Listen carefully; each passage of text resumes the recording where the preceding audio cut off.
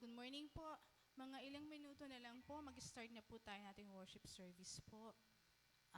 Kung maaari lang din po, yung mga nasa likod po, pwedeng mag-request po, baka pwede po tayo mag-forward. Alam ko pong mainit, tapat na lang po tayo sa may electric fan.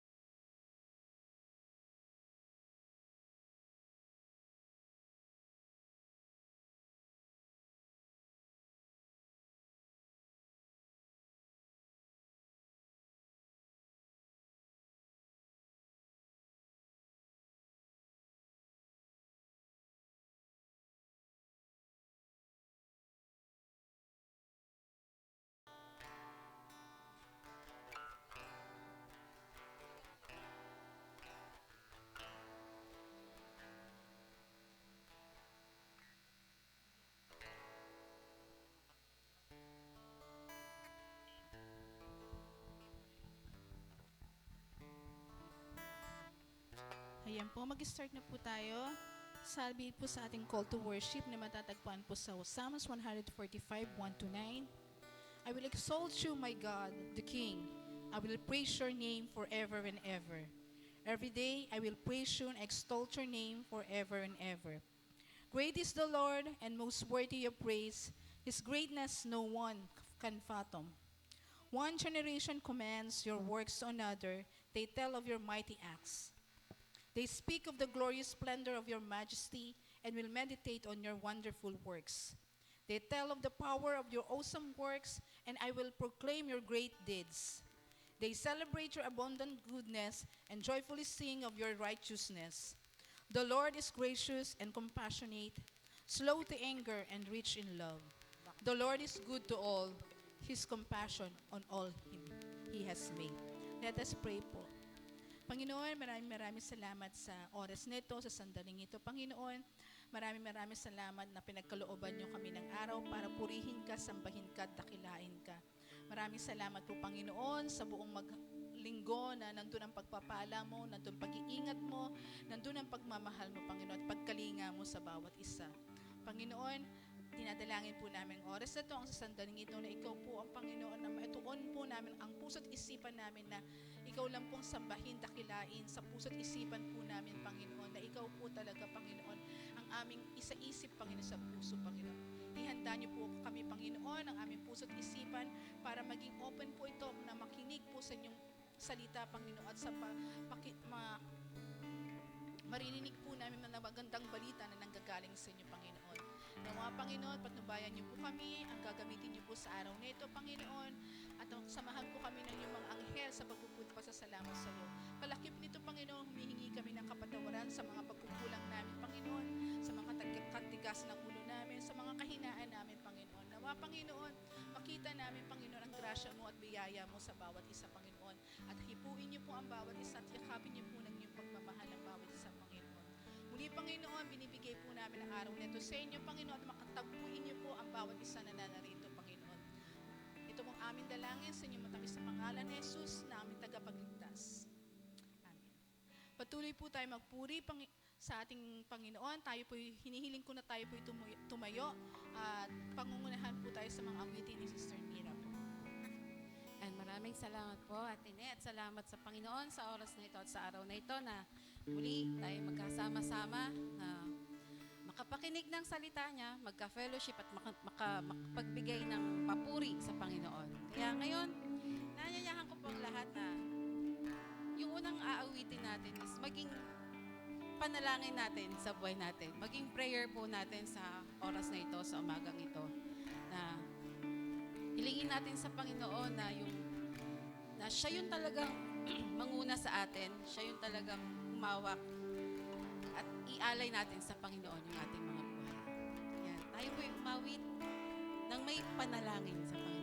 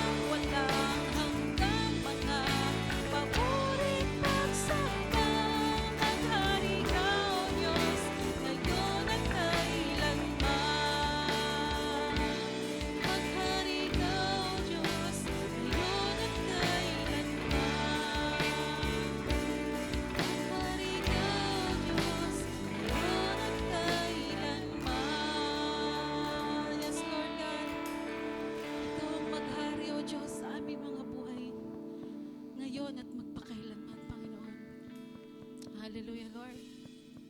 Salamat po, Panginoon. Salamat sa pag-ibig mo. Salamat sa grasya mo, Panginoon. Salamat, O Lord. Hallelujah, Lord. Patuloy po tayong umawit sa Panginoon.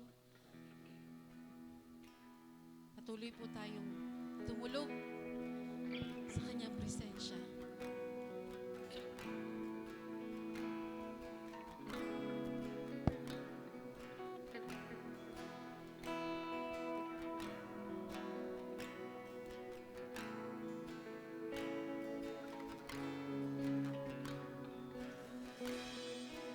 Panginoon, ang nais ko, kagandahan mo ay pagmasdan, ang pag-ibig mo sa likod ko, kailanma'y di pababayaan sa iyo lamang. Matatagpuan sa iyo lamang.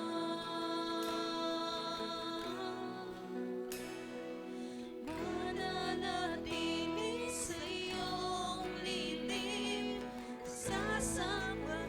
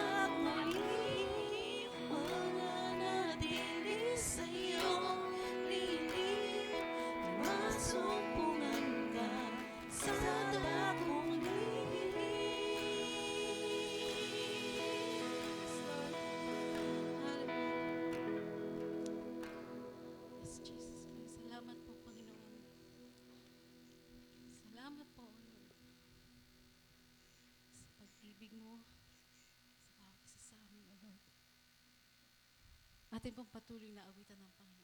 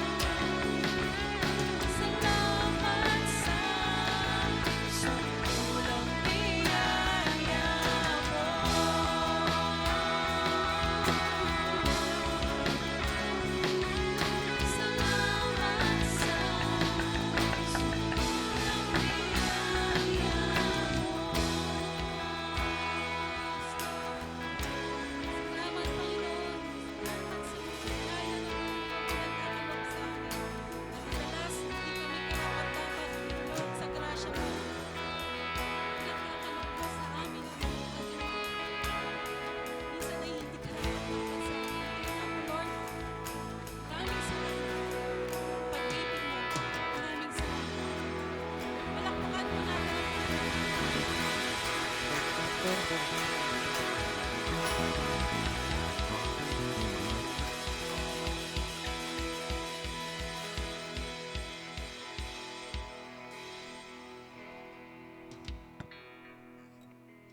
po'y dumako sa ating paanan ng ating Panginoon sa pamamagitan po ng ating mga panalangin. Ama namin Diyos, kami po'y dumudulog sa inyo. Kami po'y nagpapakumbaba. Patuloy, Panginoon, na sumasamba sa inyong harapan. Patuloy po kaming nagpupuri, nagagalak, sapagkat kami po ay nagsama-sama bilang magkakapatid, sama-samang ba, sama-samang umaawit, sama-samang nagpupuri po, Panginoon, sa iyong pangalan. Ama namin Diyos, kami po'y nagpapasalamat sa patuloy, O Diyos, na biyaya niyo po sa amin araw-araw. Kami po'y nagpapasalamat, Panginoon, sa patuloy na buhay na pinagkaloob niyo po sa bawat isa po sa amin. Salamat po sa bawat pagkakataon, Panginoon, na kami po ay nakapagpupuri, nakakasamba, Panginoon, para sa inyo. Lord, kami po'y hindi karapat-dapat, Lord, tulad ng aming inawit, Panginoon, sa pamamagitan, O Diyos, ng iyong biyaya, sukdulang biyaya. Kami po, Panginoon, ay nagkaroon ng karapatan, humarap, Panginoon, patuloy na dumulog sa inyong presensya. Lord, nababatid niyo po ang bawat isa po sa amin. Alam niyo po, Panginoon, yung kaloob-looban ng aming mga puso. Nakikita niyo, Panginoon, yung aming pagkatao.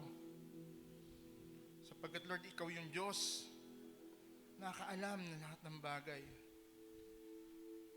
Wala po kaming may pagmamalaki, Panginoon, sa inyong harapan. Kahit yung aming mga dunong, aming mga talento, aming mga kayamanan na meron dito sa lupa, Panginoon, aming mga daladala na titulo, Panginoon, lahat po yan. Wala pong kapakinabangan sa amin kung kami po ay hiwalay sa inyo. Kaya po maraming salamat, Panginoon, sa bawat biyaya na pinagkaloob niyo po sa amin, sa bawat resources, sa bawat hanap buhay, sa bawat negosyo, sa bawat ginagawa po namin, sa pamamagitan, Panginoon, ng binigay niyo pong dunong sa amin, talento sa amin, Panginoon. Maraming salamat po. Dahil sa pamamagitan nito, Panginoon, kami po ay nakakapagbigay ng pagpupuri sa inyo. Nakakapagbigay po, Panginoon, na patuloy na sumasamba, Lord, sa iyong mataas na pangalan. Salamat po, O Diyos, sa patuloy na paggabay niyo po sa amin. Bagamat marami sa ilan po sa amin ay dumaranas sa mga karamdaman.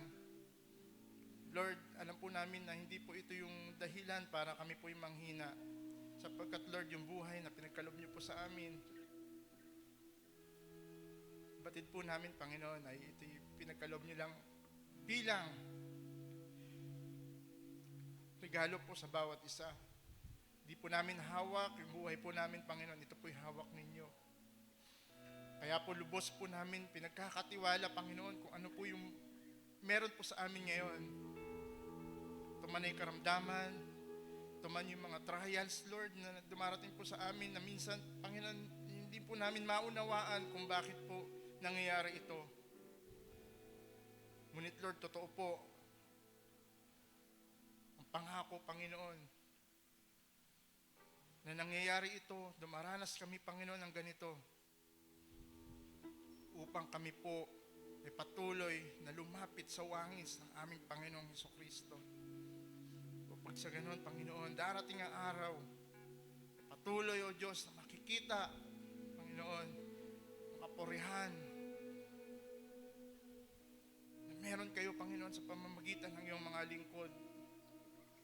Dumaranas man kami ng mga pagsubok ngayon, alam po namin, Panginoon, darating araw na mawawala lahat ng sakit, pagdurusa, kamatayan. Pag amin pong nakamtan na, Lord, bagong langit at lupa.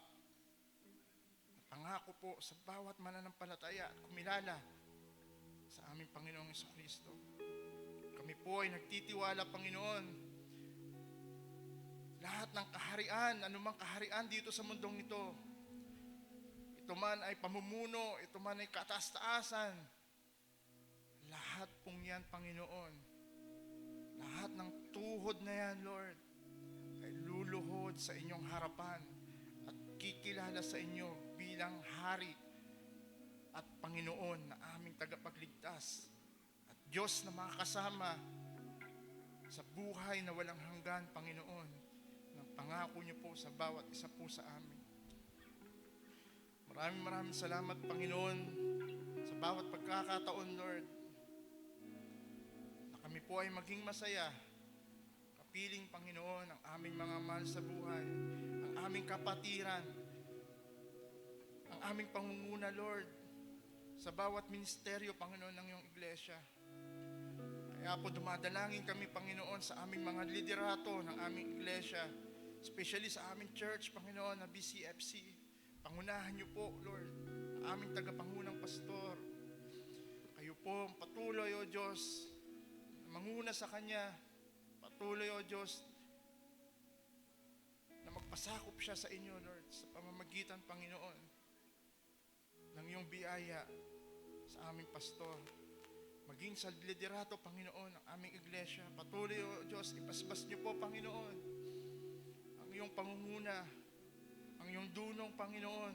Hindi po yung sarili naming katalinuhan, O Diyos, sarili po naming kaparaanan ng makita, kundi, Panginoon, kami po ay bumuklod, Panginoon, sa mga salita na pinagkatiwala niyo po sa amin.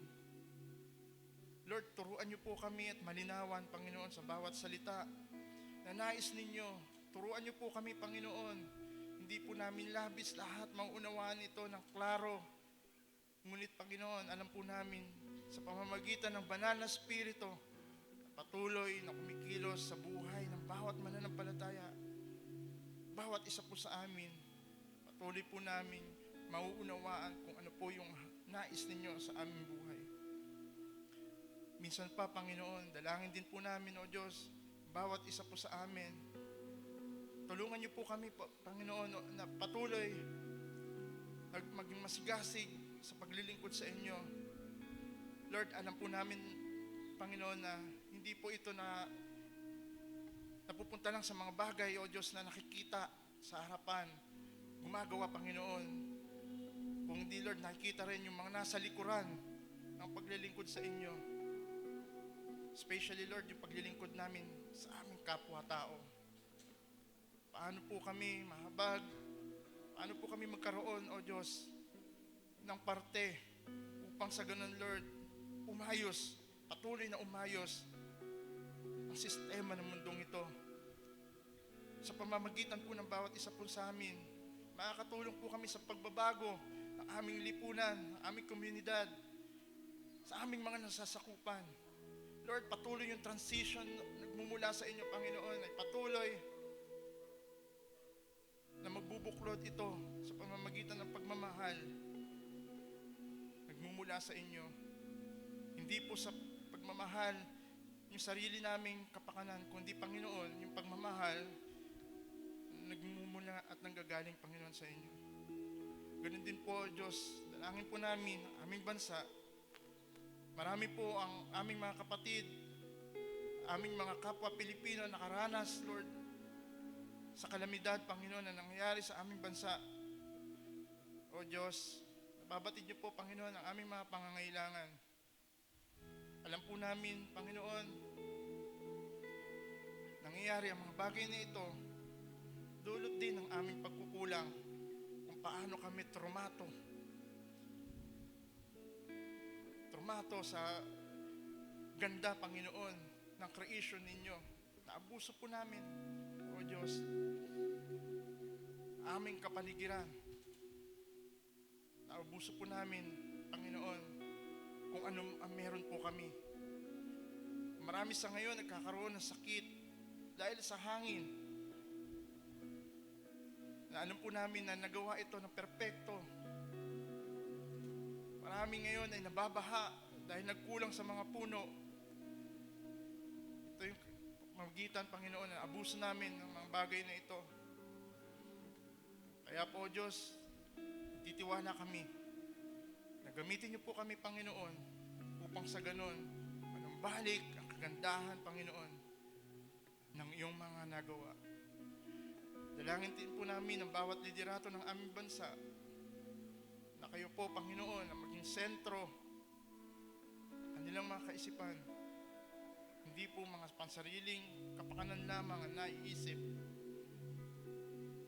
Bumubuti lamang kung darating ang eleksyon o meron man silang kagustuhan. Dalangin po namin, O Diyos, na sa inyong kaparaanan, Panginoon, kami po ay magtitiwala kung sino man, O Diyos, nais na maluklok bilang tagapanguna ng aming bansa at patuloy na gumagawa ng liderato sa bawat sangay ng kanilang nasasakupan. Tulungan niyo po kami. Kaya minsan, O Diyos, sa bawat panalangin po namin, na meron po kaming pagtitiwala sa inyo, na lahat ng aming nais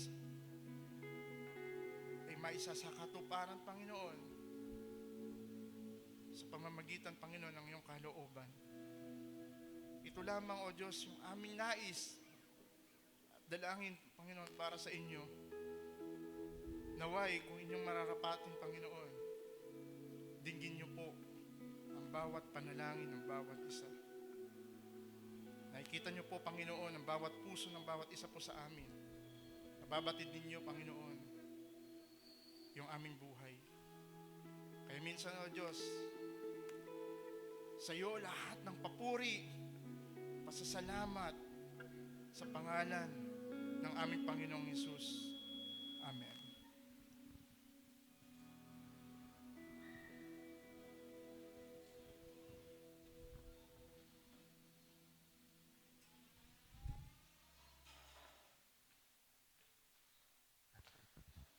Ayun po, marami po tayo makaupo at tayo naman po ay makakarinig po ng magandang balita po sa papamagitan po ni Kuya Ben.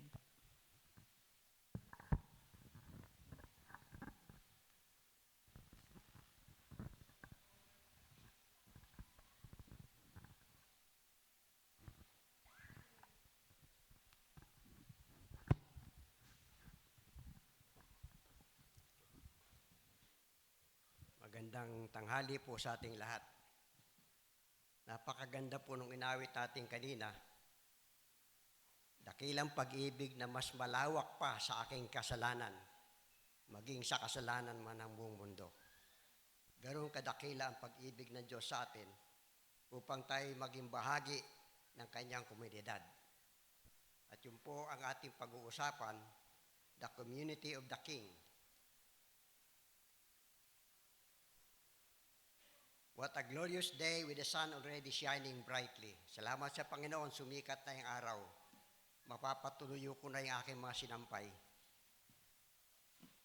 We continue on our journey to Christ-likeness as we now take a closer look at the church or community that the Lord Jesus Christ built. We have heard Pastor Skit and Pong elucidate on the theme. And so what we have today could just be a recap or further illustration of what have been discussed over a long period of time. Manalangin po tayo. Ama, salamat po sa araw na ito, sa iyong kabutihan sa amin upang muli kami makapanambahan ng maluwalhati, Panginoon, ng walang sagabal. Salamat po, Diyos, sa kabutihan mo sa amin, sa patuloy na pagtataguyod mo sa bawat isa sa amin, Panginoon. Sa kabila po ng dumaraming sigalot, sa kabila ng dumaraming problema sa aming kapaligiran.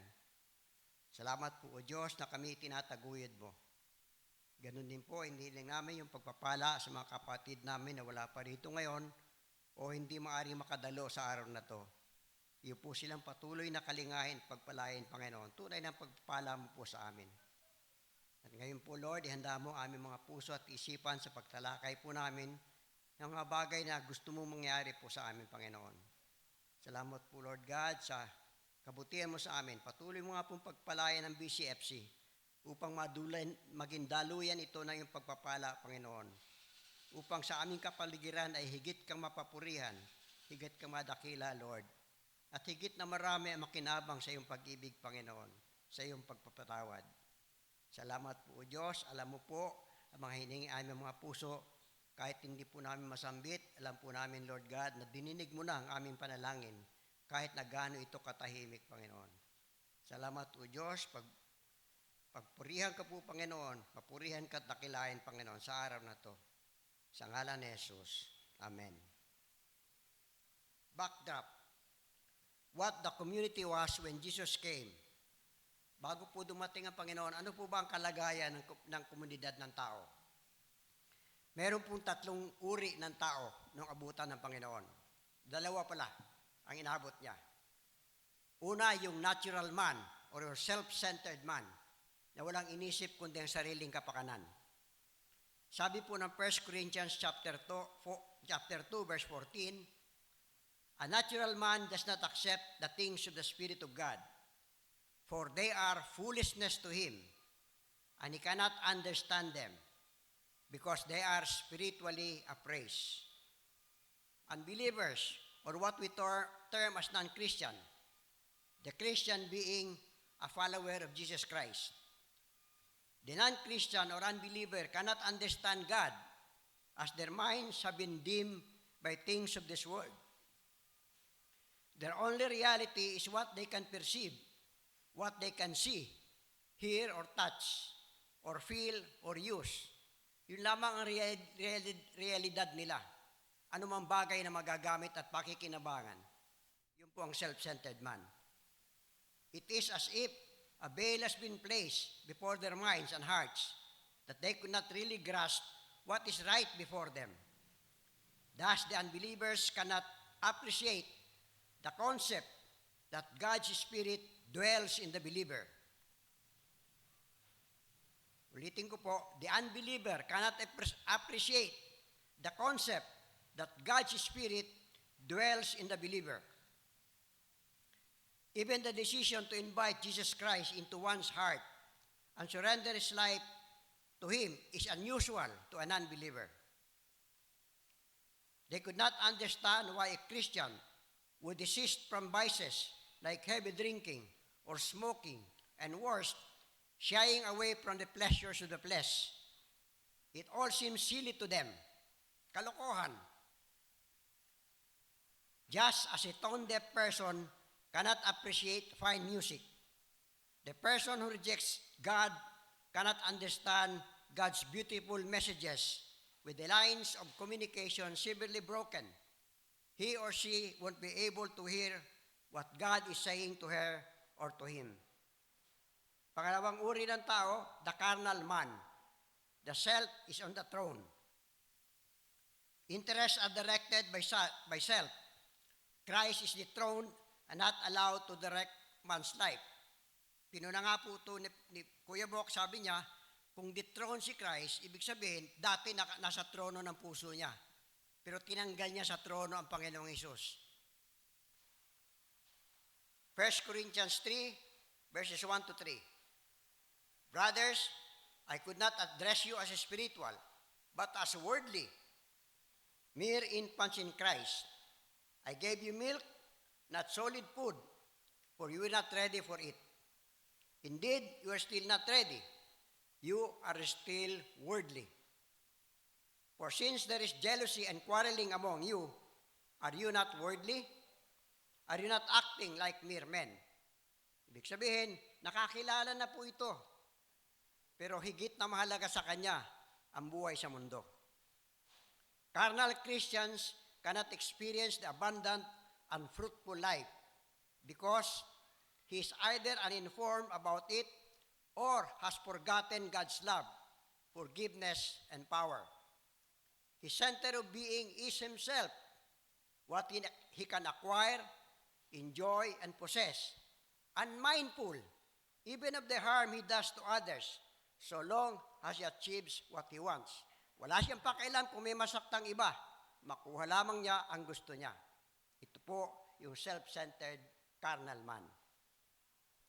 2 Peter 1:9 says, But if anyone does not have them, yung pong them na ito nasa verses 5 to 8, he is nearsighted and blind, and has forgotten that he has been cleansed from past sins. And verses 5 to 8 says, for this very reason, make every effort to add to your faith goodness, and to goodness knowledge, and to knowledge self-control, and to self-control perseverance, and to perseverance godliness, and to godliness brotherly kindness, and to brotherly kindness love. For if you possess these qualities in increasing measure, they will keep you from being ineffective and unproductive in the knowledge of the Lord Jesus Christ. Pansinin po natin yung unang verse. Sabing ganon, for this reason, make every effort. Ibig sabihin, meron po tayong katungkulan na gawin ang mga bagay na gusto na mangyari ng Diyos. Sa pamamagitan ng biyaya ng Diyos na sumasa atin, nakikipagtulungan tayo sa Diyos upang magawa po natin to. To gain faith, goodness, knowledge, self-control, perseverance, godliness, brotherly kindness, and love. Pinagsisikapan po nating makamit ang mga ito sa pamamagitan ng biyaya ng Diyos sa atin. Hindi po tayo natutulog sa pansitan. He has an up and down spiritual experience. Doubts easily get the better of him. Ephesians chapter 4 verse 14 says, then we will no longer be infants, tossed back and forth by the waves, and blown here and there by every wind of teaching, and by the cunning and craftiness of men in their deceitful scheming. Hindi po tayo kung tayo po ay hindi na karnal, hindi po tayo basta-basta madadala. Naalala ko po ito, meron po akong experience dito nung ako pa ay nasa US. Minsan po, in-approach ako ng balae ko. Sabi niya, balae, naniniwala ka ba na si Adan at si Eva ay saved? Sabi ko, hindi pwede, imposible. Bakit mo naman nasabing saved? Sabi ko sa kanya. Kasi sabi niya, nagsakripisyo ang Diyos, pumatay ng hayop, kinuha yung balat para gawing damit ni Adan at ni Eva. So sa pagsasakripisyo, nabuhos ang dugo. Di ba? Kasi hindi ka naman pwedeng pumatay ng hayop na hindi mabubuhos ang dugo. Okay? So sabi ko, binasa ko muli yung Genesis chapter 3. Wala namang sinasabi doon na nagsakripisyo ang Diyos. Ang sinabi doon, ginawan ng Diyos ng damit si Adan at si Eva na galing sa katad, sa balat ng hayop. Ang pinagbasihan niya lang yung sa Hebrews na sinasabi that without the shedding of blood, there's no forgiveness of sin. Okay? So sabi ko sa kanya, base doon, kung napatawad ang kasalanan na Adan at ni Eva, bakit sila pinalayas?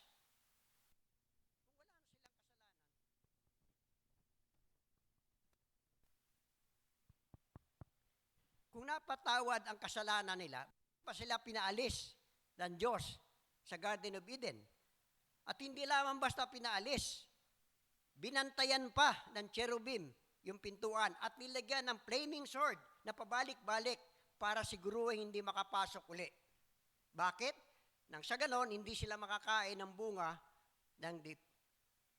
ng puno na eternal life. So, ibig sabihin, wala silang eternal life. At ang pinatawad lamang ng Diyos, ang merong eternal life. Ganun pa man, pinagpilitan niya yung kanyang kaalaman, na bago niyang kaalaman. Kaya nga ako nagtataka dahil, kumbaga, bago niya lang nalaman yon, pinagpipilitan na niya, nang hindi pa man niya tinitingang mabuti yung buong katotohanan. Kaya sabi ko sa kanya, hindi pwedeng save si Adan at si Eva. Base dito sa mga sunod na pangyayari. Wala silang buhay na walang hanggan. Pinagkaitan sila ng buhay na walang hanggan. At ang sinasabi sa atin ng Biblia, yung mga saved, yung talagang ligtas, ay may buhay na walang hanggan. Huwag po nating kalimutan yon. Letter C, he cannot understand himself. He wants to do what is right, but cannot. Romans chapter 7, verse 15. Romans chapter 7, verse 15. I do not understand what I do. For what I want to do, I do not do. but what I hate to do. Sabi nga ni Pablo, hindi niya maintindihan ang sarili niya.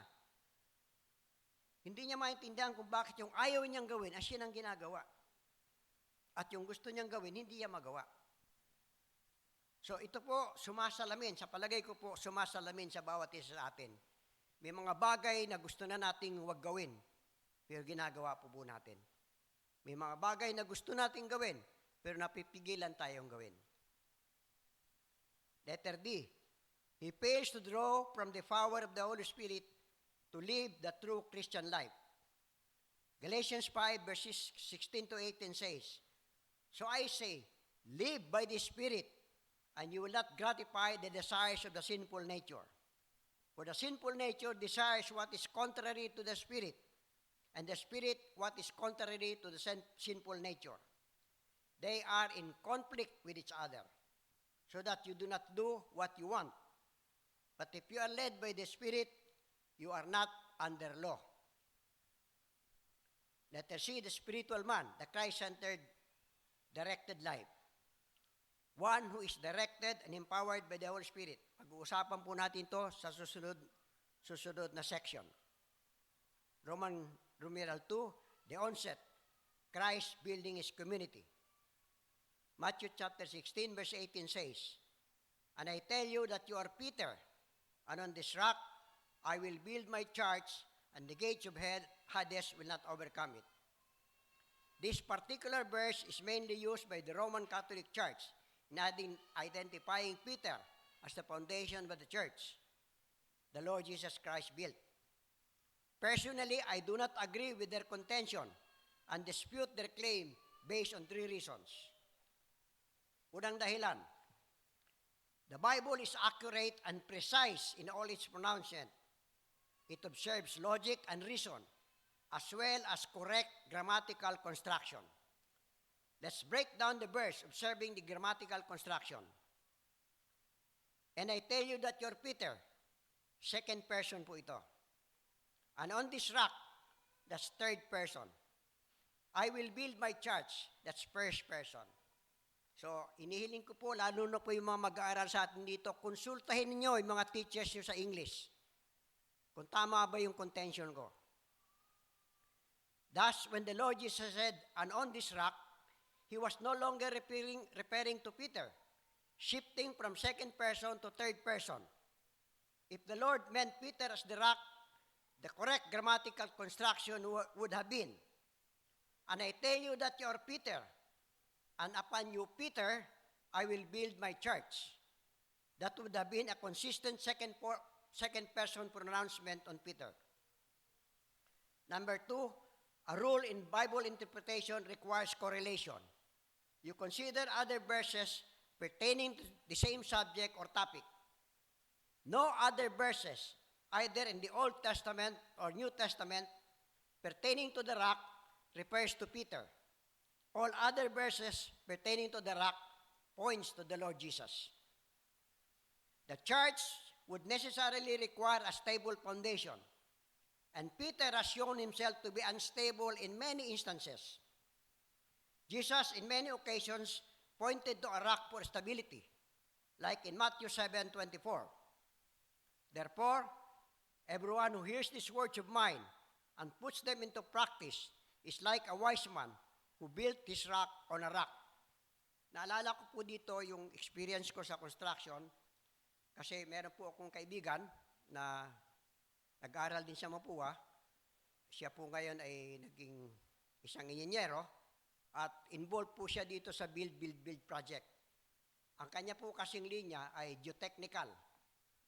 Sila po yung nagte-testing kung tama yung ginagawang proyekto. Halimbawa po, nagbo-boring po sila, humuhukay sila sa ginawang sinemento, halimbawa, humuhukay sila doon at tinetesting at binibigyan ng pressure, pinipressure po na yun kung hanggang saan tatagal yung kalsada, yung piece na yon, kung gaano kalakas na pressure para ito madurog.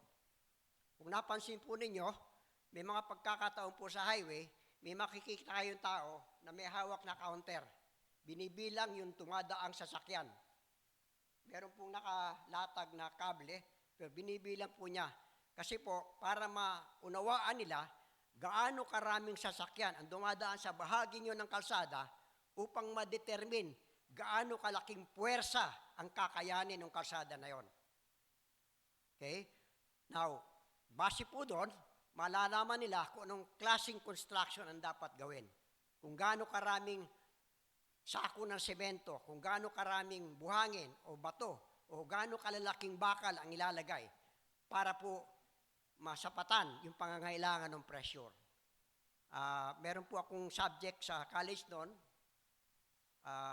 stress and strain, ang tawag po doon. Doon sa stress and strain, kumbaga, sinusukat po gaano kalaking stress, no? At bigat, strain, ang dinadaanan upang masapatan ng tulay, halimbawa, para makayanan niya yung stress and strain na yon. So, meron po mga ganong pagsusuri. So, yun po yung ginagawa ng kumpare ko, ng kaibigan ko, na tinetesting po nila, maging ang mga tulay. Tinetesting po nila kung hanggang saan ang kakayaning bigat para hindi bumagsak. Kung mapapansin po nyo, sa pagdaan ninyo sa tabing dagat, halimbawa, may makikita kayo nagbabaon ng mga poste, pilote ang tawag doon. Kasi po sa pagsusuri ng mga geodetic engineer, yung pagbabaunan, halimbawa malambot na klase ng lupa, kailangan nilang magpilote. Magbabaon sila ng mga solid na konkretong poste para noon doon ikakabit kung ano man yung daan na ilalagay nila. Kaya po, kinakailangan ang poste ay inilalagay sa isang solid na foundation. Kaya ang bato, ang rock, mas maganda pong pundasyon yon. Dahil hindi na kailangang magpilote, magbabaon na lamang ng poste. So, ganun po kaimportante na ang pinagbabaonan ay stable. Kaya po, ang sabi ng Panginoon dito, 1 Peter chapter 2, verse 7 to 8. Now, to you who believe, this stone is precious.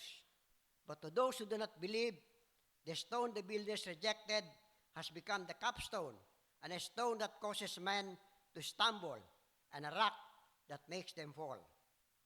Naalala ko po, pinalalahanan ni Kuya Bok, doon po sa binanggit natin kanina, yung Matthew 16:18, sabi niya sa akin, yung sabi ng Panginoon kay Peter, sabi niya, and I tell you, Peter, ang salitang Griego na ginamit sa Peter ay Pietro. Pero nung sabihin ng Panginoon, and on this rock, ang ginamit po salitang rock doon, sa Griego ay Petra.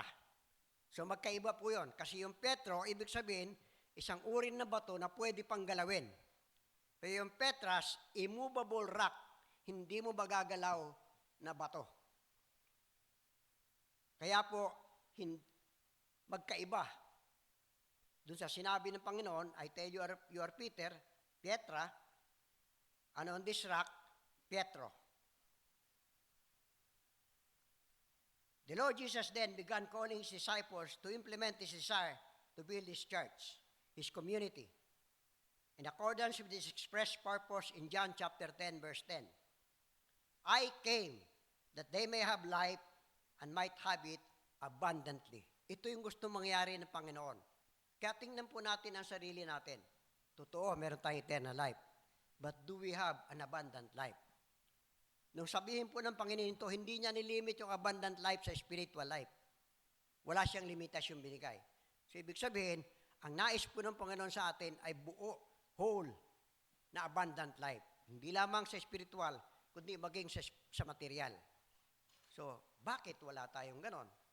So, kailangan po nating paglimian yan at suriin ang sarili natin, saan ba tayo nagkukulang sa kalooban ng Diyos? Through His works, both the natural man and the carnal man now have a chance to be citizens of the kingdom, and thus belong to the community of believers the Lord Jesus was building. Let us see the spiritual man, the Christ-directed life, one who is directed and empowered by the Holy Spirit. Christ is in the throne, and interests are directed by Christ, resulting in harmony with God's plan. Self is totally yielded to Christ. 1 Corinthians chapter 2, verse 12 and 15, we have not received the spirit of the world, but the Spirit who is from God, that we may understand what God has freely given us.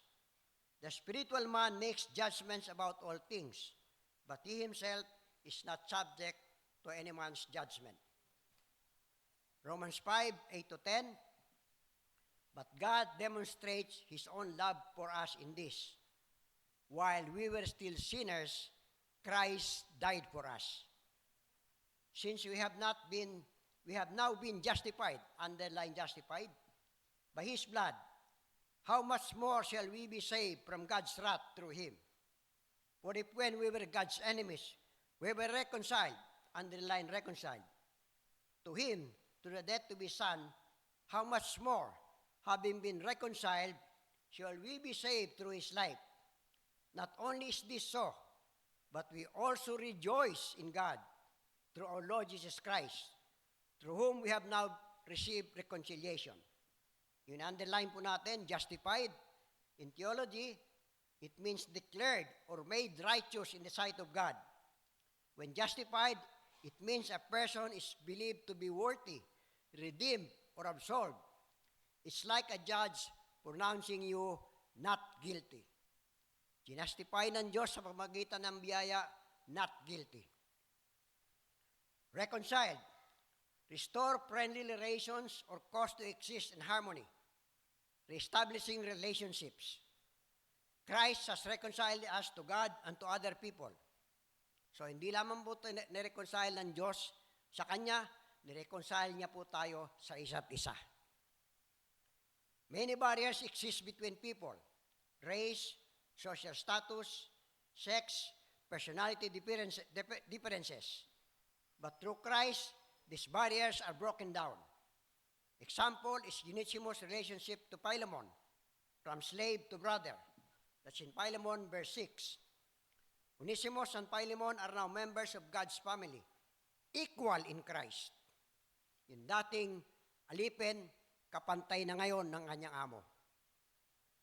A Christian's status as a member of God's family transcends all other distinctions among believers. Roman number 3, the transition. After calling the disciples to Himself, Jesus then taught them and opened His heart to them. The ministry work began. Matthew 11 verse 1, after Jesus had finished instructing His 12 disciples, He went on from there to preach and teach in the towns of Galilee. Matthew 9:35-38, Jesus went through all the towns and villages, teaching in their synagogues, preaching the good news of the kingdom, and healing every disease and sickness. When He saw the crowds, He had compassion on them, because they were harassed and helpless, like sheep without a shepherd. Then He said to His disciples, the harvest is plentiful, but the workers are few. Ask the Lord of the harvest, therefore, to send out workers into His harvest field. Mapapansin po natin, kasama ng Panginoong Hesus yung kanyang mga disipulo, yung kanyang mga tagasunod, habang ginagawa niya ito. While He was preaching and teaching and healing, kasama niya ito. Nakikita nila ang ginagawa ng Panginoon. Kapiling nila ang Panginoong Hesus 24/7, ika nga. Matthew 10 verse 1, He called His disciples to Him and gave them authority to drive out evil spirits and to heal every disease and every sickness. The disciples witnessed firsthand the miracles performed by Jesus, and Peter even declared who Jesus is to them. We find that in Mark chapter 8, 27-29. Jesus and His disciples went to the villages around Caesarea Philippi. On the way, He asked them, who do people say I am? They replied, some say John the Baptist, others say Elijah, and still others one of the prophets. But what about you? He asked, who do you say I am? Peter answered, you are the Christ. Despite all that Jesus did, despite all the pronouncement of the disciples, there was still unbelief among the disciples and the followers. Balot pa rin sila ng pagdududa. John chapter 6, verse 26. Jesus answered, I tell you the truth, you are looking for me, not because you saw the miraculous signs, but because you ate the loaves and had your fill. Ito po yung senaryo kung saan pinakain yung 5,000 na mga lalaki lang, hindi pa kasama mabait mga bata, sa pamamagitan ng 5 pirasong tinapay at 2 pirasong isda. Mahigit 5,000 ang pinakain. Sabi ng Panginoon, hinahanap niyo ko, hindi dahil sa mga milagro na nasaksiyan niyo, kundi dahil nabusog kayo. Napakasakit pong isipin na kaya ka sinusundan ng tao dahil may pakinabang sa'yo. Paano kung hindi sila nabusog? Mark chapter 4, verse 36. Leaving the crowd behind, they took him along, just as he was in the boat. There were also other boats with him. A furious squall came up, and the waves broke over the boat, so that it was nearly swamped. Jesus was in the stern. Nasa hulihan po ng ulihan ng bangka. Yung unahan po kasi ang tawag doon, bow. Tanungin niyo po si Kuya Jetro. Maglalayag po yan. Alam niya po yon. He was sleeping in the stern, sleeping in a cushion. The disciples woke him and said to him, Teacher, don't you care if we drown? He got up, rebuked the wind, and said to the waves, Quiet, be still.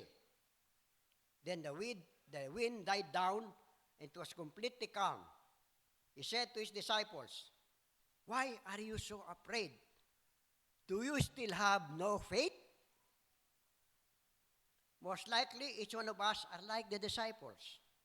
We have witnessed firsthand how God has worked in our lives, and yet we are still filled with doubts and unbelief. Don't be sad. Huwag tayong malungkot.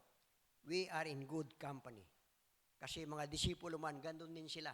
Sa kabila ng katotohanan, nakita nila firsthand, witness with their eyes, ano yung ginawa ng Panginoon. Andun pa rin po yung doubt. The ideal community of the King. Ito po ang gusto ng Diyos sa atin. What characterizes the community of the King? How should we be living? Paano ba tayo dapat nabuhay bilang kasapi ng komunidad ng Diyos? Before the resurrection of Jesus, the disciples were self-centered and a bunch of cowards. Matapang lang sa salita. Makasarili. Kamukha po nito. Matthew chapter 20, verse 20 to 21, and verse 24. Then the mother of Zebedee's sons came to Jesus with their sons, and kneeling down, asked a favor of him. What is it you want? He asked. She said, Grant that one of these 2 sons of mine may sit at your right and the other at your left in your kingdom. Sabi nung ina, loobin mo na yung isang anak ko, maluklok sa kaliwa mo, at yung isa sa kanan. Self-centered, makasarili. Kumbaga, gustong akuin yung kapurihan sa kanila. Isipin mo nga naman, kaliwat kanan ka ng Panginoon Diyos, edi sikat ka. Mark chapter 14, verse 50. Then everyone deserted him and fled. Sa kabila ng kanilang kayabangan, nung darakpin ng Panginoong Hesus, nagtakbuhan. Meron naman pong naiwan. Kaya po naisulat ni Mark kasi nakita niya eh. Siya ay nagsulat eh. So, most likely, naiwan si Mark. Matthew 26, verses 69 to 75. Peter disowns Jesus 3 times. Sipin nyo, nagmamagaling si Peter. Sabi niya, iwanan ka man na lahat. Hindi ko aalis sa tabi mo. Sabi ni Peter. Pero nangyari, pinagkaluno niya hindi lang minsan, 3 beses. Dininay niya ang Panginoon. Pero, after the resurrection, the disciples were changed man. Bago. Acts chapter 2, verses 40 to 41. Then Peter stood up with the 11, raised his voice, and addressed the crowd. Fellow Jesus and all of you who live in Jerusalem, let me explain this to you. Listen carefully to what I say. With many other words, he warned them, and he pleaded with them, save yourselves from this corrupt generation. Para pong panahon natin ngayon, corrupt ang generation na ito. Those who accepted this message were baptized, and about 3,000 were added to their number that day. Mapapansin po natin, very powerful yung pagkaka-preach ni Peter. Sipin nyo, sa loob lamang isang araw, 3,000 ang nadagdag. Tayo po kaya, ilan na po kaya ang nabahagiin na natin ng gospel ng Panginoon? Ilan na po ang naakay natin sa kaharian ng Diyos? Acts chapter 4, verses 13 and 18. When they saw the courage of Peter and John and realized they were unschooled, ordinary men, they were astonished, and they took note that these men had with them Jesus. Nagulat sila. Mga ordinaryong tao, mga walang pinag-aralan. Pero nagulat sila dahil ang nakita lang nila, itong mga taong to, nakapiling ni Jesus. Sa loob ng 3.5 taon, kasama ni Jesus. Napakalaki ng pagbabago nila. Then they called them in again and commanded them not to speak or teach at all in the name of Jesus. Huwag na kayo magsasalita tungkol kay Jesus. But Peter and John replied, judge for yourselves whether it is right in God's sight to obey you rather than God. For we cannot help speaking about what we have seen and heard. Hindi namin makakayanang pigilan ang magsalita tungkol sa aming nakita at narinig. Ganon katapang ang mga disipulo pagkatapos na nilang makitang nagbangon muli ang Panginoon. Acts chapter 2, verse 42, they devoted themselves to the apostles' teaching and to fellowship and to the breaking of bread and to prayer. Ito po yung nakikita sa mga mananampalataya ng Panginoon na bahagi ng komunidad ng Diyos. Devoting themselves to teaching, to fellowship, to breaking of bread, and to prayer. Ito po bang apat na to nakikita po ba sa buhay natin bilang bahagi ng komunidad ng Diyos? 1 Peter 1:26. Now that you have purified yourselves by obeying the truth, so that you have sincere love for your brothers, love one another deeply from the heart, for you have been born again, not of perishable seed, but of imperishable, through the living and enduring Word of God. Love one another deeply from the heart. Ito po isang katangian ng isang tagasunod ng Panginoong Hesus na kabilang sa kanyang komunidad. 1 Peter 2, 9-12. But you are a chosen people, a royal priesthood, a holy nation, a people belonging to God, that you may declare the praises of Him who called you out of darkness into His wonderful light. Once you were not a people, but now you are the people of God. Once you had not received mercy, but now you have received mercy. Dear friends, I urge you, as aliens and strangers in the world, to abstain from sinful desires, which war against your soul. Live such good lives among the pagans, the unbelievers, the non-Christians, that though they accuse you of wrongdoing, they may see your good deeds and glorify God on the day He visit us. Katangian po ng siyang mananampalataya, merong good deeds. Nagagawa po natin yung good works because we have faith. If we can visualize the early Christians' way of life in the New Testament, it is once clear that they have undergone profound and radical change. They talk about the reason for the dramatic change, both objectively and subjectively. Objectively, they trace its beginning to a historical event that was as precise time as the birth, death, and resurrection of the Lord, the Pentecost. Yung pong pangyayari yon, it was a precise moment. Hindi sinasadya. The coming of the Holy Spirit made a subjective psychological impact on them, just as it did at the sight of the risen Christ. When the Holy Spirit came, it was an objective event simultaneously witnessed and experienced by a group of about 120 believers. Hindi lamang isa o dalawa ang naka-experience, mahigit 100. So when Peter preached, it produced a crop of 3,000 converts that same day. Acts chapter 2, verse 1 to 13 and 41.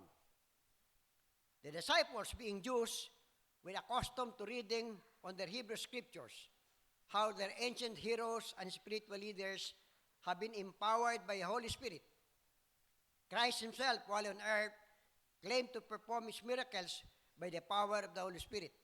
Ang Panginoon mismo, when he did his miracles, he claimed it was by the power of the Holy Spirit. Matthew chapter 12, verse 28. Now the Holy Spirit was to come to take his place, to carry out the work that Christ left unfinished. Yung hindi natapos ng Panginoon, tatapusin naman ng Espiritu. John chapter 16, verse 7 to 14. And the Holy Spirit will remain on earth until the second coming of the Lord Jesus. Mananatili sa mundo ang banal na Espiritu hanggang sa muling pagbabalik ng Panginoon. The Spirit will not dwell in a human body alone, but in the worldwide community of believers to bring about the new life in Christ. Hindi ang Espiritu ng Panginoon hindi mananatili sa isang katawan lamang, kundi worldwide. Sa worldwide believers, lahat ng mananampalataya ay pananahanan ng Espiritu ng Diyos. This is the essence of 2 Corinthians chapter 5, 17 to 18. Therefore, if anyone is in Christ, he is a new creation. The old has gone, the new has come. All this is from God, who reconciled us to himself through Christ and gave us the ministry of reconciliation. That God was reconciling the world to himself in Christ, not counting men's sins against them. And he has committed to us the message of reconciliation. Hindi na binilang ng Panginoong Hesus ang kasalanan ng siyang katawan sa Kanya. This new spiritual life generated in the disciples by the Holy Spirit set up a new relationship with God. They have been aware that they have become children of God, that God is now their Abba Father, and that they now possess the life and Spirit of God. They became aware that the same Spirit that gave the spiritual birth now was now working in them too. So napag-alaman nila na yung banal na Espiritu ay nasa kanila na rin. Philippians chapter 2 verse 13 says, For it is God who works in you to will and to act according to His good purpose. It is God at work in us. Bawat isa sa atin, kumikilos ang Diyos according to His good purpose. Expressing His desires, urging them to suppress their own sinful desires, leading them to behave ever more like the Father, so that they may mature and become grown-up sons of God. For all who are led by the Spirit are sons of God. Ang bawat isa na pinangungunahan ng banal na Espiritu ay anak ng Diyos. Romans chapter 8, verse 14. Galatians 5, 16 to 23 becomes operative in the life of a child of God who is part of the community of the King. 1 Peter 3, 8 to 12 says, Finally, all of you live in harmony with one another. Be sympathetic. Love as brothers. Be compassionate and humble. Do not repay evil with evil or insult with insult, but with blessing, because to this you were called, so that you may inherit a blessing. For whoever would love life and see good days must keep his tongue from evil and his lips from deceitful speech. He must turn from evil and do good. he must seek peace and pursue it. For the eyes of the Lord are on the righteous, makatwiran, and his ears are attentive to their prayer. But the face of the Lord is against those who do evil. May we all imbibe the qualities of the disciples and followers who form the community of the King. Sumaatin sana po ang katangian ng tunay na mananampalataya na kabilang sa komunidad ng Panginoon. Salamat po.